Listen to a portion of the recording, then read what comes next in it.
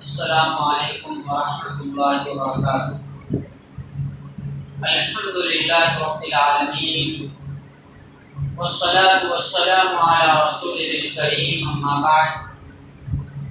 عن عائشہ رضی اللہ عنہا قالت تزوجنی رسول اللہ صلی اللہ علیہ وسلم فی شوال وبنا بی فی شوال وكانت عائشة تستحب أن يبنى بنسائها في شوال، رواه الترمذی۔ محترم حاضرین، حدیث کی شرح کرنے سے پہلے ایک اعلان ہے۔ آپ میں سے اکثر لوگوں کو یہ بات معلوم ہوگی کہ کل ویمپلی میں ریلی نکالنے کی بات ہوئی تھی، لیکن کل ریلی نہیں نکالی جائے گی۔ آئندہ اگر کسی تاریخ کو نکالی جائے گی تو اعلان کیا جائے گا۔ ابھی آپ کے سامنے جو حدیث پڑھی گئی یہ ترمذی کی حدیث ہے۔ اس حدیث کی روشنی میں ہم جس مہینے سے گزر رہے ہیں یہ اسلامی کیلنڈر کے حساب سے، ہجری کیلنڈر کے حساب سے ماہ شوال ہے، اور یہ ہجری کیلنڈر کا 10واں مہینہ ہے۔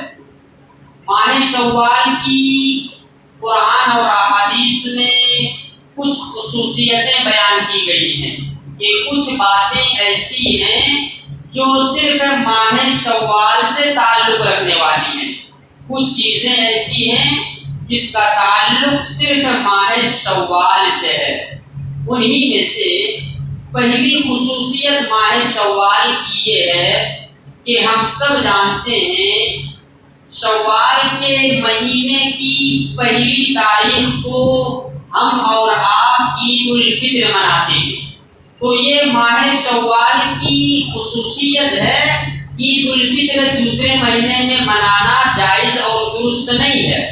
شوال کی پہلی تاریخ کو ہی عید الفطر منائی جاتی ہے، یہ شوال کے مہینے کی پہلی خصوصیت ہے۔ شوال کے مہینے کی دوسری جو خصوصیت ہے وہ یہ کہ شوال کے مہینے میں اللہ کے نبی صلی اللہ علیہ وسلم نے ایک مرتبہ اپنے اعتکاف کا یہ کیا تھا، اپنے اعتکاف کو شوال کے مہینے میں کیا تھا۔ ہوا یہ کہ آپ صلی اللہ علیہ وسلم کی چونکہ عادت یہ تھی کہ رمضان کے آخری کے 10 دنوں میں اعتکاف کو کیا کرتے تھے، لیکن ایک سال ہوا ایسا کہ اللہ کے نبی صلی اللہ علیہ وسلم نے اعتکاف کا ارادہ کیا، مسجد میں آئے، لیکن جب اللہ کے نبی صلی اللہ علیہ وسلم اعتکاف کی جگہ میں داخل ہونے کا ارادہ کیے تو اللہ کے نبی صلی اللہ علیہ وسلم نے دیکھا کہ مسجد نبوی میں حضرت عائشہ رضی اللہ تعالیٰ عنہ کا بھی خیمہ لگا ہوا ہے، حضرت حفصہ رضی اللہ تعالیٰ عنہ کا بھی خیمہ لگا ہوا ہے، حضرت زینب رضی اللہ تعالیٰ عنہ کا بھی خیمہ لگا ہوا ہے۔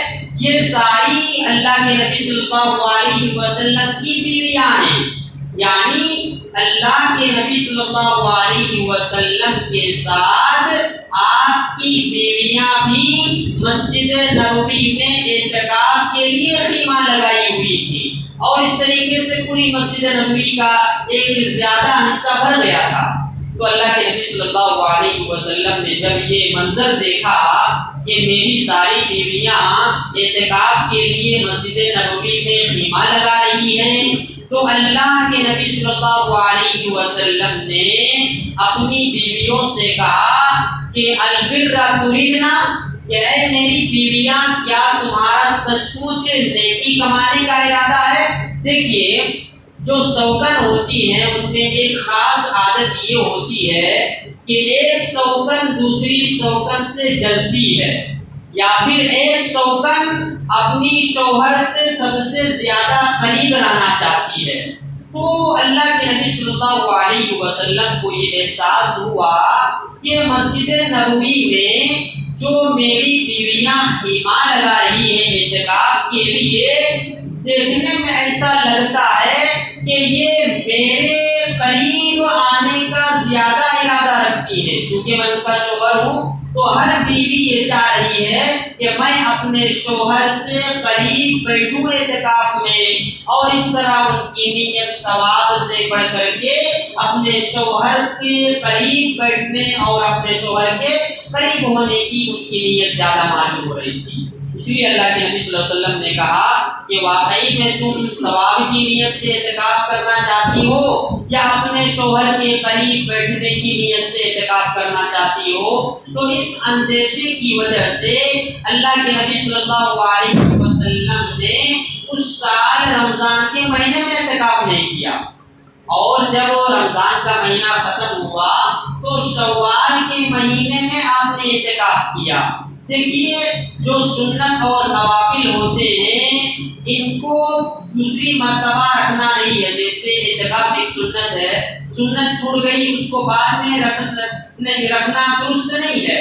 لیکن اللہ کے نبی صلی اللہ علیہ وسلم کی چونکہ جو بھی عمل آپ کرتے اس میں کنٹینیو کرتے، آپ کی عادت تھی، آپ نے ایک عمل کیا تو اس کو ہمیشہ کرتے تھے. اور چونکہ رمضان کے مہینے میں ہر رمضان آپ اعتکاف کرتے تھے اور اس رمضان میں آپ کا اعتکاف چھوٹ گیا تو آپ نے رمضان کے بعد جو مہینہ آتا ہے شوال کا، اس مہینے میں اعتکاف کیا. تو شوال کے مہینے کی خصوصیت یہ ہے کہ اللہ کے نبی صلی اللہ علیہ وسلم نے شوال کے مہینے میں اعتکاف کیا جو اعتکاف رمضان میں آپ کا چھوٹ گیا تھا.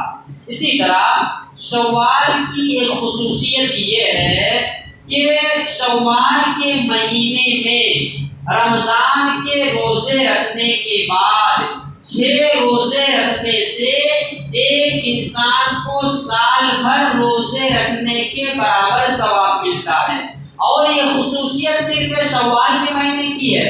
ایسا نہیں کہ آپ نے رمضان کا روزہ رکھا، شوال میں 6 روزے نہیں رکھے اور اس کے بعد کا جو مہینہ ہے اس مہینے میں آپ نے 6 روزے رکھے تو پھر آپ کو یہ ثواب اور یہ نیکی نہیں ملے گی. یہ ثواب اور نیکی آپ کو تبھی ملے گی جب آپ شوال کے مہینے میں 6 روزے رکھیں گے. تو پتہ کیا چلا کہ یہ شوال کے مہینے کی خصوصیت ہے کہ رمضان کے روزے کے بعد شوال کے مہینے میں 6 روزے رکھے جائیں. جیسا کہ اللہ کے نبی صلی اللہ علیہ وسلم نے صحیح مسلم کی حدیث میں فرمایا کہ من صام رمضان ثم اتبعه ستا من شوال کان کصیام الدہر، کہ جس آدمی نے رمضان کے روزے رکھے پھر رمضان کے روزے رکھنے کے بعد شوال کے 6 روزے رکھے تو گویا کہ اس نے سال بھر روزے رکھے. اس موقع پر ایک بہت مشہور سوال جو ہوتا ہے وہ یہ کہ مولوی صاحب ہم پہلے رمضان کے روزے رکھیں گے یا شوال کے روزے رکھیں گے؟ دیکھیے رمضان میں بہت سارے مرد حضرات کے بھی روزے چھوٹ جاتے ہیں، عذر شرعی کی وجہ سے اچانک بیمار ہو گئے روزہ نہیں رکھ پائے رمضان میں، سفر میں نکل گئے روزہ نہیں رکھ پائے رمضان میں. تو رمضان کے جو روزے چھوٹ گئے ہیں پہلے شوال کے مہینے میں رمضان کے چھوٹے ہوئے روزے رکھ لینا یا شوال کے 6 روزے رکھنا، پہلے کون سے روزے رکھنا؟ تو دیکھیے یہ مسئلہ اختلافی مسئلہ ہے. کچھ علماء کہتے ہیں کہ پہلے رمضان کے روزے جو چھوٹ گئے ہیں وہ پہلے رکھ لیے جائیں پھر بعد میں شوال کے 6 روزے رکھ لیے جائیں. اور کچھ علماء کہتے ہیں کہ پہلے شوال کے 6 روزے رکھ لیے جائیں پھر بعد میں رمضان کے چھوٹے ہوئے روزے رکھ لیے جائیں. لیکن اس میں جو درست اور صحیح بات معلوم ہوتی ہے حدیثوں کی روشنی میں وہ بات یہ ہے کہ پہلے رمضان کے چھوٹے ہوئے روزے رکھ لیں، پہلے رمضان کے چھوٹے ہوئے روزے رکھ لیں پھر شوال کے 6 روزے رکھیں. اس لیے کہ حدیث میں بھی کہا گیا کہ من صام رمضان، جو آدمی رمضان کے روزے رکھے ثم اتبعه، پھر بعد میں شوال کے روزے رکھے. تو چونکہ حدیث میں پہلے رمضان کے روزے رکھنے کا ذکر ہے پھر شوال کے 6 روزے رکھنے کا ذکر ہے، اس لیے صحیح بات یہ معلوم ہوتی ہے کہ پہلے رمضان کے جو چھوٹے ہوئے روزے ہیں چاہے بھی شریف گزرے کی وجہ سے جو رمضان کے روزے چھوٹ گئے ہیں، پہلے ان کو رکھ لیں، پھر بعد میں شوال کے 6 روزے رکھیں۔ تو یہ شوال کے مہینے کی خصوصیت ہے۔ اور ایک خصوصیت ماہ شوال کی یہ ہے کہ جو حدیث آپ کے سامنے پڑھی گئی، اس میں عائشہ رضی اللہ تعالیٰ عنہا کہتی ہیں کہ اللہ کے رسول صلی اللہ علیہ وسلم نے مجھ سے نکاح شوال کے مہینے میں کیا اور میری رخصتی بھی شوال کے مہینے میں ہوئی۔ اور عائشہ رضی اللہ تعالیٰ عنہا کو یہ بات زیادہ پسند تھی کہ عورتوں کا نکاح اور مردوں کا نکاح ماہ شوال میں ہو اور اسی مہینے میں رخصتی ہو۔ تو اہل علم اس حدیث سے یہ بات کہتے ہیں کہ ماہ شوال میں نکاح کرنا اور ماہ شوال میں رخصتی کرنا دونوں مستحب ہے، دونوں اچھی بات ہے۔ دیکھیے اصل میں ہوتا یہ تھا کہ زمانہ جاہلیت میں لوگ شوال کے مہینے کو منحوس مہینہ سمجھتے تھے، اور وہ یہ کہتے تھے کہ اگر شوال کے مہینے میں کوئی شادی کرتا ہے تو اس کی شادی میں خیر و برکت نہیں رہے گی، میاں بیوی میں محبت نہیں رہے گی، اس لیے کہ شوال کا ایک معنی ہے الرفع والازالہ۔ شوال کا ایسا مہینہ ہے جس مہینے میں اگر نکاح کیا جائے تو اس نکاح میں خیر و برکت نہیں رہتی، اس نکاح میں محبت اٹھا لی جاتی ہے۔ اس لیے زمانہ جاہلیت میں شوال کے مہینے میں نکاح نہیں کرتے تھے۔ تو عائشہ رضی اللہ تعالیٰ عنہا نے زمانہ جاہلیت کے اس غلط عقیدے کو ختم کرتے ہوئے کہا کہ نبی صلی اللہ علیہ وسلم نے مجھ سے شوال کے مہینے میں نکاح کیا، میری رخصتی بھی شوال کے مہینے میں ہوئی، اور میں یہ چاہتی ہوں کہ اس امت کی جو عورتیں ہیں ان کا نکاح اور رخصتی بھی شوال کے مہینے میں ہو۔ اسی لیے اس حدیث کی شرح کرتے ہوئے امام نووی رحمہ اللہ جو ایک بہت بڑے محدث ہیں، وہ اپنی کتاب میں اس حدیث کی شرح کرتے ہوئے لکھتے ہیں کہ استحباب التزوج والتزویج فی شوال، کہ شوال کے مہینے میں نکاح کرنا اور رخصتی کرنا دونوں مستحب ہے، اچھی بات ہے، لہذا اس مہینے کو منحوس نہیں سمجھنا چاہیے۔ آج بھی بہت ساری جگہوں میں بہت سے مسلمان اس مہینے میں شادی بیاہ نہیں کرتے ہیں، رخصتی نہیں کرتے ہیں، کوئی اچھا کام نہیں شروع کرتے ہیں، اپنا کاروبار نہیں شروع کرتے ہیں۔ وہ یہ سمجھتے ہیں کہ اگر اس مہینے میں ہم کوئی اچھا کام کریں گے تو ہمارے کام میں برکت نہیں ہوگی، یہ مہینہ نحوست کا مہینہ ہے۔ تو یہ بات درست نہیں ہے۔